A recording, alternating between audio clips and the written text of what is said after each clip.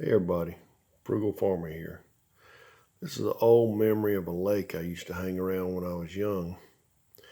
There was a family, and I think it was like three generations. They had moved in a bunch of buses on this property, and all of them lived there.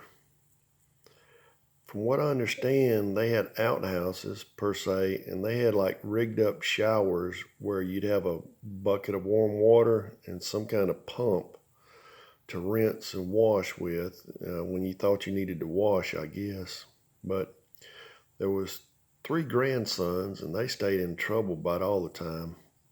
They were always nice to me, but they were moving to Florida, and I don't know that any of them may still be alive or even have freedom at this point, because them were some rough boys. But the granddaddy, he was a cat fisherman, a commercial cat fisherman. He set out traps and catch catfish. He's a hard-working man. He'd catch catfish early in the morning, come in, and clean and fillet those catfish. Then he'd take and use the innards that he had to bait his traps again. And he kept the cycle going like that. And I guess if there was any roadkill, possum, or anything like that, that went in there to bait the catfish in too.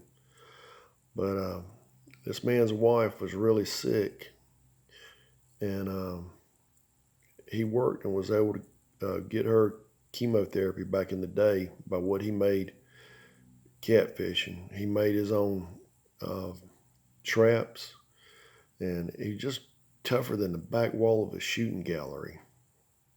And I admired him for his work ethic. But every once in a while, people would be stealing his traps and his catfish. Well, when the opportunity arose and he was in the right place at the right time, those thieves, if there was a clear shot, they got their backside peppered with bird shot from different camouflage vantage points. Well, they'd report to the local authorities what happened, and most time they were shot in the tail, bending over their boat, and they'd ask them, said, "Were you pulling up any catfish lines?" And some of them, one admitted, he said, well, he didn't know what the line was. He was pulling up. He said, well, you were stealing. He said, no, I didn't take anything. He said, well, if you were messing with that, you were stealing. Back now, they'd have a major investigation. This old guy'd be in jail. But there was quite a few people who got peppered, and nothing ever came of it. You kind of made your own bed. You had to lie in it.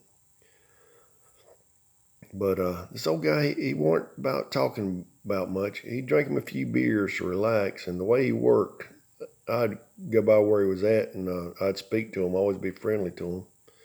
And he'd be nice, but he weren't much for talking. But they kind of had the original tiny houses going on. And his grandsons eventually moved to Florida. I never saw him again, and wouldn't even know how to get in contact with him. Not that I'd probably care to.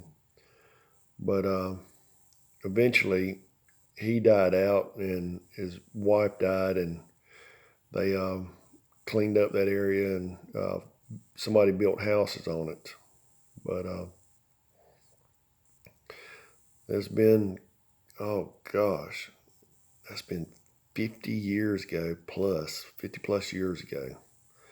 And they were in the forefront of the tiny house movement. Thanks for stopping by. Come back again when you will. Share, comment, like, hit that subscribe button. God bless.